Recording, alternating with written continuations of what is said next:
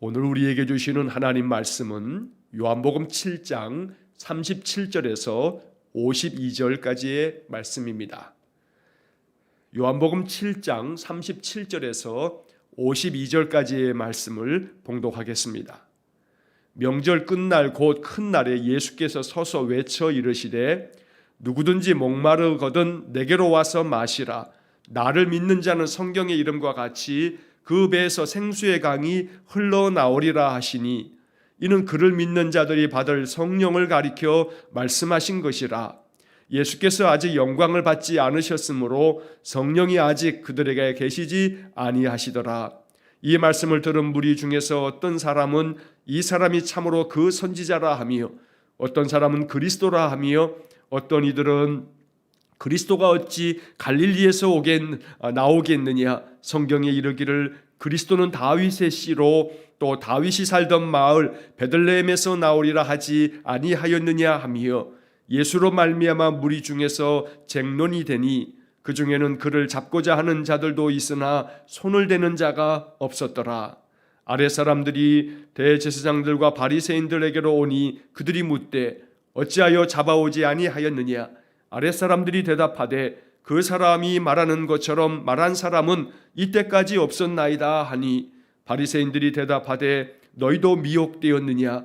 당국자들이나 바리새인 중에 그를 믿는 자가 있느냐. 율법을 알지 못하는 이 무리는 저주를 받은 자로다.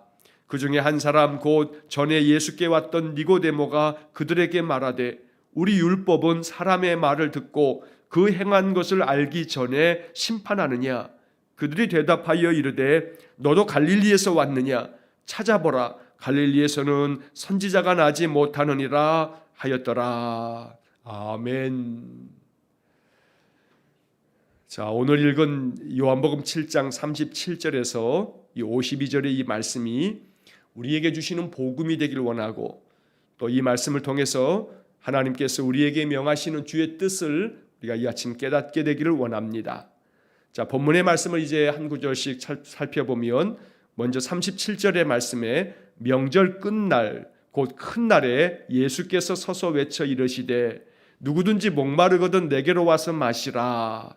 자, 38절에서 나를 믿는 자는 성경의 이름과 같이 그 배에서 생수의 강이 흘러나오리라 하시니. 자, 여기 명절 끝날이라고 하는 것은 우리가 어제 그제 이 7장을 보면서 예수님께서 초막절 절기에 이제 예루살렘의 그 명절 중간에 올라가셔서 성전에서 말씀을 전하시는 이야기를 우리가 어제 그제 보았습니다. 자, 이제 명절 끝날 곧 큰 날에라고 이렇게 되어 있습니다. 자, 여기 명절 끝날 큰 날이라는 말이 나오는데 유대인의 그 중요한 3대 절기 중에는 마지막 날이 그 절기의 가장 큰 날이 됩니다. 레위기 23장 34절에서 36절까지의 말씀을 보게 되면 초막절 절기에 대한 규례가 바로 레위기 23장에 기록되어져 있습니다. 자, 레위기 23장 34절에서 36절을 읽다 보면 이러한 구절이 나옵니다. 여덟째 날에도 너희는 성회로 모여서라는 구절이 나옵니다. 이 초막절의 여덟째 날 마지막 날에는 바로 큰 성회, 모든 이스라엘 백성들이 다 함께 모여서 하나님께 예배하는 그러한 절기를 지켜야 했던 겁니다.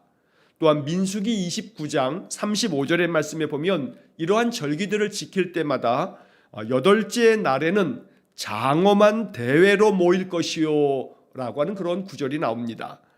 이처럼 명절의 마지막 날에는 장엄한 대회로 모여라. 그만큼 이 명절마다 마지막 날은 아주 큰 모임으로 이스라엘 백성들이 그날을 큰 날이라고 이렇게 여겼던 겁니다. 자, 그래서 예수님께서는 이 초막절 마지막 이 여덟째 날에 이제 이 성전에서 많은 이스라엘 사람들에게 외쳐 말씀을 전하십니다. 자, 37절 이 말씀에 보면 누구든지 목마르거든 내게로 와서 마시라.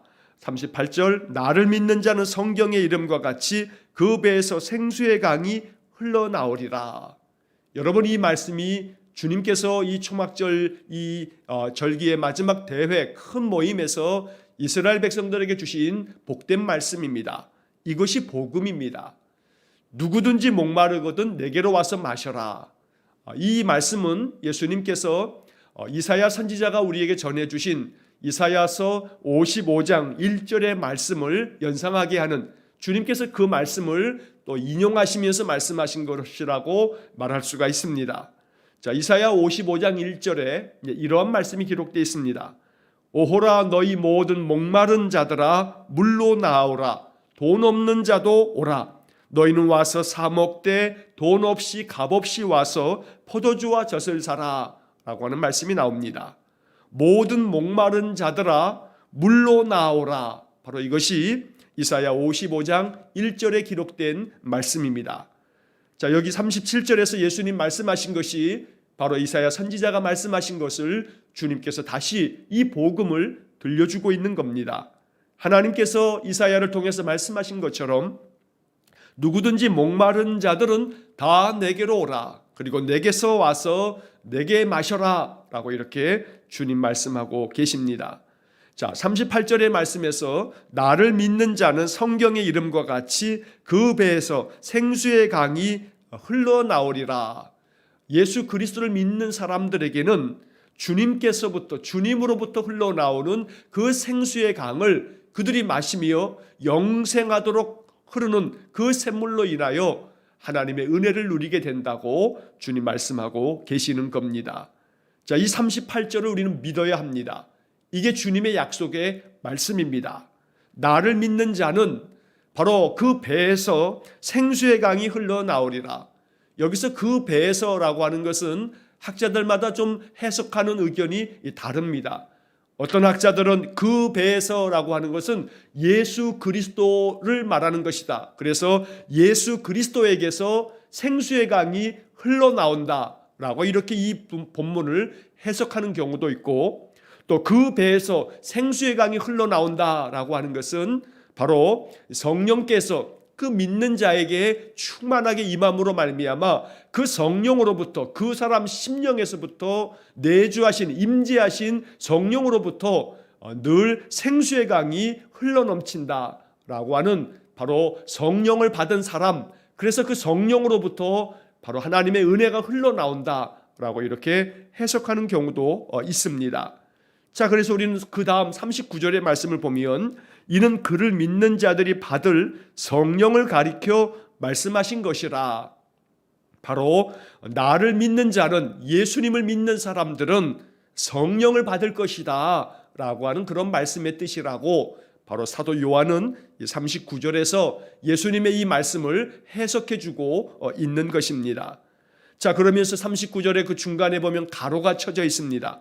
예수께서 아직 영광을 받지 않으셨으므로 성령이 아직 그들에게 계시지 아니하시더라. 이것은 요한의 해석입니다.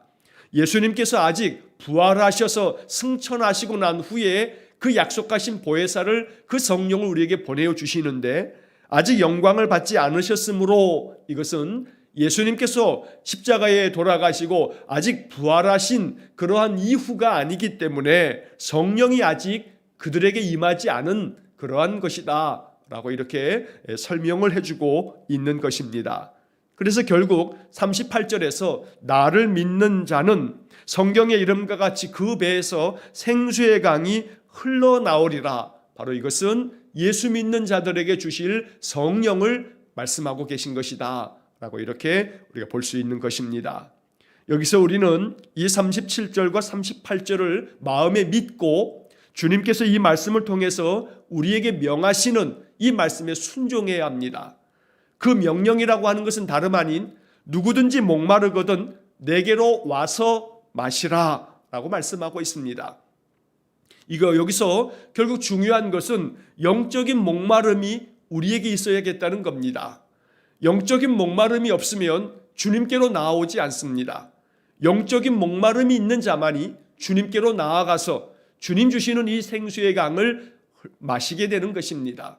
그래서 주님께서는 영적으로 목마름이 있는 자들은 내게로 와서 마시라 라고 이렇게 말씀하고 계십니다. 이 말씀에 우리가 순종해야 합니다. 주님께로 나아가야 합니다. 이렇게 이른 아침에도 깨어서 하나님께 예배하는 우리의 심령은 이것이 바로 주님께 나아가는 우리의 영적인 목마름이 된다는 것입니다. 그리할 때에 주님께서 우리에게 약속하신 보혜사 성령을 충만하게 부어주셔서 마음속에서부터 감사가 흘러나오고 평안한 마음으로 우리의 마음 중심이 늘 기쁨으로 또 주님 주시는 은혜가 가득한 삶을 살 수 있을 것입니다. 그래서 늘 날마다 영적인 목마름으로 주님께 나아가겠습니다. 이것이 우리의 기도가 될 수 있기를 간절히 축원합니다.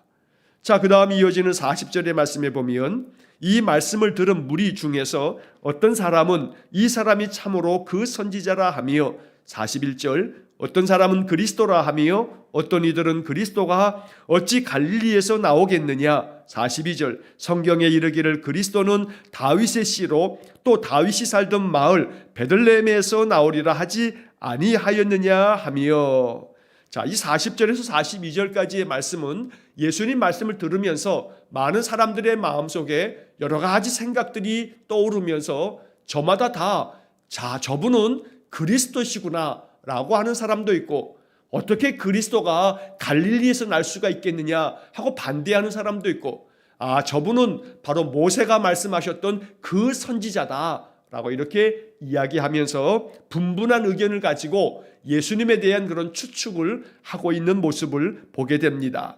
자, 이 40절에서 이 말씀을 들은 무리 중에서 어떤 사람들은 이 사람이 참으로 그 선지자라 하며 자, 여기서 그 선지자라고 말하고 있는 것은 구약성경 이 율법의 말씀 신명기의 말씀에 보면 신명기 18장 15절 말씀에서 모세는 이러한 이야기를 합니다. 하나님 여호와께서 나와 같은 선지자를 하나를 일으켜 세우겠다라고 하는 그런 말씀을 들려주십니다. 자, 그래서 이스라엘 사람들은 신명기 18장 15절의 말씀에 의해서 모세가 이야기한 것처럼 하나님께서 모세와 같은 지도자를 모세와 같은 선지자를 우리에게 보내주신다고 말씀했으니 바로 그 모세가 이야기했던 그 선지자 바로 그분이 지금 여기 예수라고 하는 분인가 보다라고 이야기를 하고 있는 겁니다. 그래서 성경에서 그 선지자 앞에 그자가 들어가면 그 선지자 이것은 바로 신명기 18장 15절에서 말하고 있는 모세가 이야기한 것처럼 바로 모세 외에 모세와 같은 그런 선지자 한 사람을 일으키겠다라고 하는 그 말씀을 이스라엘 사람들이 몇백 년 동안에도 이 말씀을 붙들고 살았다는 것을 우리가 알면 됩니다. 자, 41절의 말씀에 또 어떤 사람들은 아니다, 이분은 많은 선지자들이 이야기했던 메시아다, 그리스도가 바로 이분이다 이렇게 말하는 사람도 있었고 또 반면에 어떤 사람들은 어떻게 그리스도가 갈릴리에서 나올 수 있겠느냐 하고 반대하는 사람도 있었던 겁니다. 자, 42절의 말씀에서 이렇게 말하는 사람들의 논리가 있습니다. 42절에 보면 성경에 이르기를 그리스도는 다윗의 씨로 또 다윗이 살던 마을 베들레헴에서 나오리라 이렇게 말하고 있지 않느냐라고 이렇게 아주 자기들의 주장을 아주 매우 성경적으로 논리적으로 대답을 하고 있는 것입니다. 이 42절의 말씀이 맞습니다. 성경의 메시아는 미가서 5장 2절 말씀에 바로 유대 땅 작은 마을 베들레헴에서 너희들을 다스릴 자가 나오겠다라고 하는 그런 기록의 이 예언의 말씀에 의해서 메시아는 바로 베들레헴에서 난다라고 하는 것을 이스라엘 사람들은 알고 있었던 겁니다. 그래서 어떤 사람이 이렇게 이야기한 것처럼 바로 메시아는 갈릴리에서 나올 수 없다. 분명히 선지자 미가가 예언한 것처럼 바로 메시아는 다윗의 혈통에서 나올 것이고 또 그분은 베들레헴에서 나온다고 말씀하고 있다라고 이렇게 이야기를 하는 것입니다.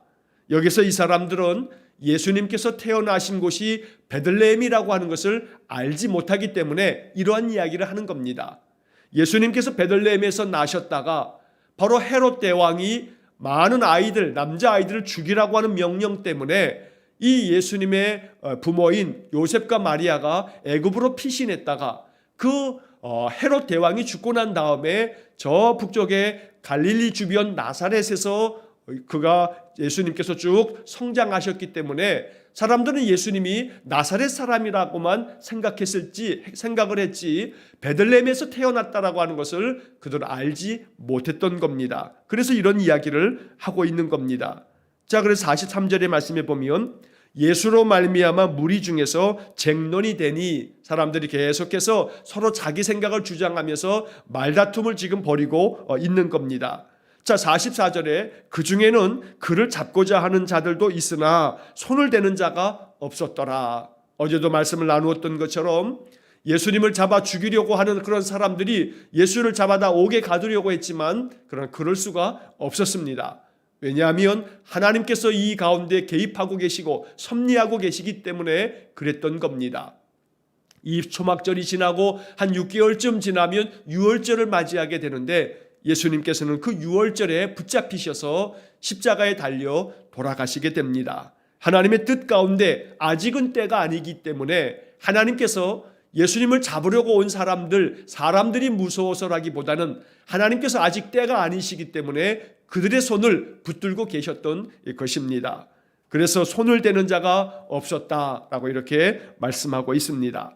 자, 45절의 말씀에 보면 이렇게 대제사장과 바리새인들에게서 이 보냄을 받았던 이 아랫사람들, 성전 경비병들이 결국은 예수님을 잡아가지 못하고 그들이 다시금 돌아갑니다. 45절에 아랫사람들이 대제사장들과 바리새인들에게로 오니 그들이 묻되 어찌하여 잡아오지 아니하였느냐. 예수를 잡아오라고 명령을 했는데 너희가 어찌하여 예수를 잡아오지 않고 그냥 오느냐라고 이렇게 꾸중하는 겁니다.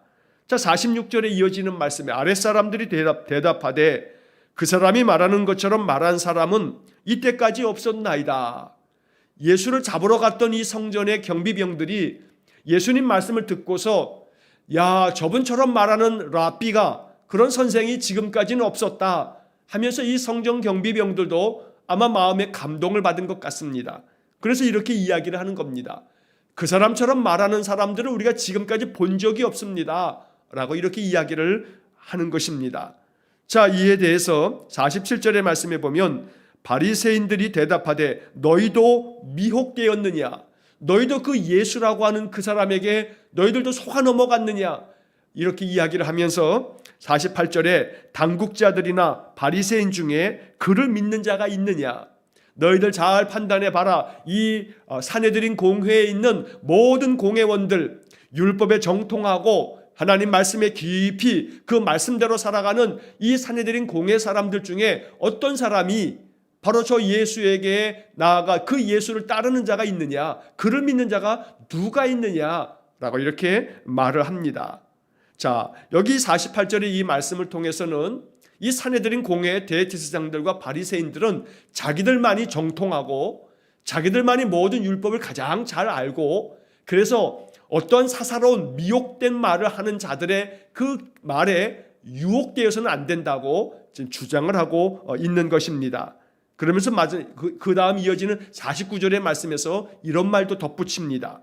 율법을 알지 못하는 이 무리는 저주를 받은 자로다. 너희들이 율법을 알지 못해서 그따구 소리하지, 율법을 안다면 저 예수라고 하는 작자가 얼마나 망령된 자이며 신성모독하는 말을 하고 있는지 너희들이 알게 될 것이다. 그래서 율법을 알지 못하는 이 무리들은 하나님께로부터 저주를 받을 것이다 라고 이렇게 맹비난을 쏟아붓고 있는 것입니다. 자, 이러한 이야기들이 계속 진행되어질 때 그 산헤드린 공회 중에 그 공회원 한 사람 니고데모가 그들의 그 이야기 속에 끼어들어서 한마디 이야기를 하게 됩니다. 자, 50절의 말씀 보시면 그 중에 한 사람 곧 전에 예수께 왔던 니고데모가 그들에게 말하되, 51절, 이 우리 율법은 사람의 말을 듣고 그 행한 것을 알기 전에 심판하느냐. 자, 니고데모도 산헤드린 공회의 공회원이었습니다. 그래서 이 산헤드린 공회 공회원들이 이러한 말다툼을 벌이면서 이러한 이야기가 진행되고 있을 때 니고데모가 끼어들어서 한마디 이야기를 합니다. 자, 우리 율법은 사람의 말을 다 듣고 그 말과 함께 그가 어떻게 행했는가라고 하는 것을 보면서 그 사람이 율법에 저촉이 됐는지, 율법에 있어서 위반된 행동을 했는지, 이러한 것들을 우리가 판단하는 것 아니냐. 그런데 그 사람이 어떠한 말을 듣고 또 그 행한 것을 다 파악하고 난 다음에 정죄하고 심판해야 하는 것인데, 우리가 그 예수의 말을 다 듣지도 않았고 그의 행하는 것을 직접 다 보지도 않았음에도 불구하고 어떻게 그를 심판할 수가 있겠느냐라고 지금 이 니고데모가 예수님을 두둔하듯이 이야기를 하고 있는 것입니다. 아직 우리가 예수께서 하시는 그 말씀들을 다 듣지 못했으니 또 그가 행하는 모든 일들을 우리가 직접 다 보지 않았으니 그 사람에 대한 심판, 그 사람에 대한 판단을 여기서 내려서는 안 된다. 지금 니고데모가 이런 이야기를 하고 있는 것입니다. 자, 50절에 말씀하고 있는 것처럼 전에 예수께 왔던 니고데모, 바로 우리가 요한복음 3장에서 니고데모가 밤에 예수님 찾아와서 거듭남에 대한 이야기를 들으면서 주님의 말씀을 들었던 바로 그 사람인 것을 우리가 요한복음 3장에서 이미 읽은 바가 있습니다. 그래서 이 니고데모는 바로 예수께서 하시는 그 말씀을 들어봐야 하고 그가 행하시는 모든 행적을 우리가 다 파악하고 보아야만 한다. 그리고 난 다음에 율법에 의해서 그 판단을 내려야 하고 그 이후에 심판을 하는 것이 적합하다라고 이렇게 주장을 하는 것입니다. 자, 이러한 이야기를 듣고 이 산헤드린 공회 사람들이 또 이 니고데모에게 이야기를 합니다. 자, 마지막 52절의 말씀에 그들이 대답하여 이르되 너도 갈릴리에서 왔느냐? 찾아보라. 갈릴리에서는 선지자가 나지 못하느니라 하였더라. 자, 이 산헤드린 공회 사람들의 머릿속에는 갈릴리에 대한 아주 멸시가 있고 아주 천대가 있습니다. 갈릴리에서 무슨 선한 것이 날 수 있겠느냐라고 이 산헤드린 사람들이 이야기를 하고 있는 것입니다. 결코 갈릴리에서 선지자가 나온 적이 없다라고 이렇게 이야기를 합니다. 여러분, 이 이야기는 우리가 앞서 요한복음을 읽기 시작하면서 빌립이 그의 친구 나다나엘에게 가서 와서 보라, 우리가 메시아를 만났다라고 이야기를 할 때 이 나다나엘의 첫 반응은 갈릴리에서 무슨 선한 것이 날 수 있느냐라고 하는 이야기를 우리가 이미 읽은 바가 있습니다. 나다나엘이 이야기했던 것을 지금 이 산헤드린 공회 사람들도 똑같이 이야기하는 겁니다. 갈릴리에서 무슨 선한 게 나올 수 있느냐? 갈릴리에서 어찌 선지자가 나겠느냐? 찾아봐라. 결코 선지자가 갈릴리에서 나온 적이 없다. 그러니 갈릴리 출신 저 예수가 어찌 선지자며 또 모세가 얘기했던 그 선지자이고 메시아일 수 있겠느냐? 절대 그럴 수 없다 라고 이렇게 주장하고 있는 것입니다. 자, 오늘 우리가 읽은 것은 이 37절에서 52절까지의 이 말씀입니다. 사람들은 저마다 다 예수에 대한 생각을 각기 다르게 가지고 있습니다. 어떤 사람들은 그 선지자라, 어떤 사람은 그리스도라, 어떤 사람은 어떻게 갈릴리에서 선지자가 나올 수 있겠느냐, 이렇게 각각 다른 생각들을 갖고 있는 겁니다. 생각은 다 다를 수 있습니다. 하지만 그 생각이 바르게 그 생각을 갖고 예수 그리스도를 바르게 아는 사람만이 예수를 따르며 그 배에서 생수의 강이 흘러나오게 된다는 겁니다. 그래서 우리는 다시 한번 38절의 말씀에서 나를 믿는 자는 성경의 이름과 같이 그 배에서 생수의 강이 흘러나오리라. 결국 믿음이라고 하는 것은 어떤 생각을 갖느냐에서부터 시작되어진다는 겁니다. 그래서 오늘 우리들은 예수님의 말씀을 듣는 많은 사람들이 다양한 생각을 가지고 있는 이 모습을 보면서 주님께 기도해야 합니다. 주님, 내 마음의 생각이 항상 말씀을 통해서 바른 생각을 할 수 있게 해주십시오. 내가 언제나 인생의 삶을 살아가면서 인생의 연약함을 깨닫고 내게서 생수의 강이 흘러나오도록 성령을 충만하게 부어주시는 주님께 나아가 늘 주님께 간절한 마음으로 목마름으로 주님을 찾는 그런 마음을 주십시오. 그래서 언제나 내 생각 속에 예수님을 나의 구주, 나의 참된 주인으로 여기면서 내 인생의 구원자 되신 주님만을 의지할 생각을 내 마음속에 부어주시고 예수가 그리스도이시며 하나님의 아들 되심을 내 마음속에 늘 생각하고 내 마음속에 믿고 의지할 수 있는 그런 믿음 주십시오 라고 이 아침 기도해야겠습니다. 우리의 생각이 날마다 예수 그리스도를 생각할 줄 알고 또한 주님께서 주시는 많은 교훈의 말씀을 마음 깊이 생각하며 그 말씀대로 준행하는 삶을 살아가므로 언제나 주님께서 약속하신 말씀처럼 생수의 강이 흘러나오는 우리에게 부어주시겠다 약속하신 성령이 충만하게 임하는 그런 복된 삶이 될 수 있기를 주의 이름으로 간절히 축원합니다.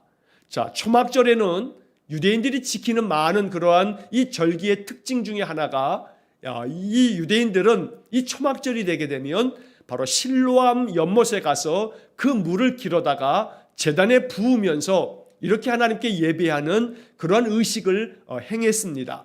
자, 매일 성경 가지고 계신 분들은 그 왼편에 그 해설 부분에 바로 이 초막절에 이 물의 의식이라고 하는 그런 해설이 적혀져 있습니다. 여러분 한번 참고해서 읽어보시면서 그 내용은 바로 이런 것입니다. 바로 이 초막절 절기에 실로암 연못에서 물을 길어다가 하나님께 전제로 부어드리는 제사로 제사하였던 바로 그러한 것을 말씀하고 있는 건데, 바로 예수님께서 이러한 초막절 절기의 의식을 알고 있기 때문에 말씀하셨던 겁니다. 누구든지 목마르거든 내게로 와서 마셔라.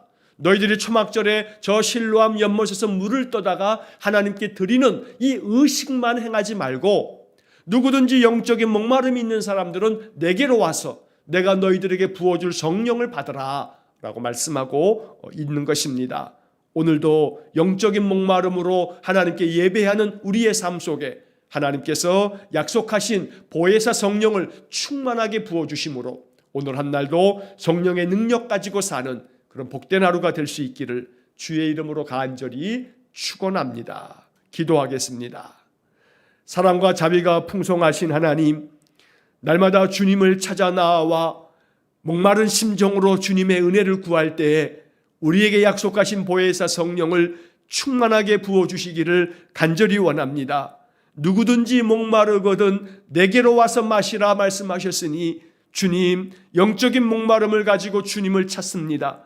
그래서 주의 말씀을 펼 때마다, 찬송을 부를 때마다, 한마디 한마디 기도를 올릴 때마다 주님, 우리 가운데 보혜사 성령을 충만하게 부으사 날마다 성령이 이끄시는 삶, 성령의 충만함을 받은 삶을 살게 해 주옵소서.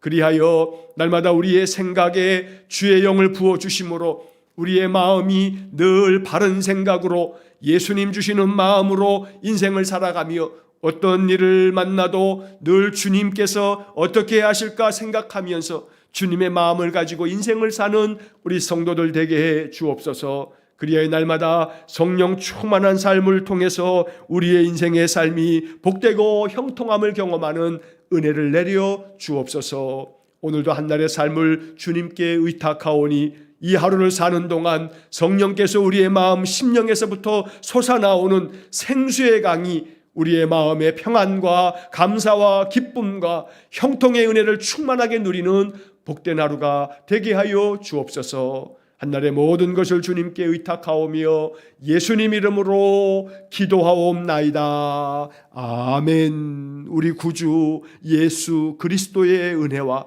하나님 아버지의 극진하신 사랑과 성령의 교통하심이 영적 목마름을 가지고 주님께 나올 때마다 우리에게 약속하신 보혜사 성령을 충만하게 부어주시기를 간절히 기도하는 머리 숙인 귀한 성도들 위해와 저들 가정과 온 가족들 위해 우리 성도들의 인생의 모든 삶 속에 영원토록 함께 하시길 간절히 축원하옵나이다. 아멘.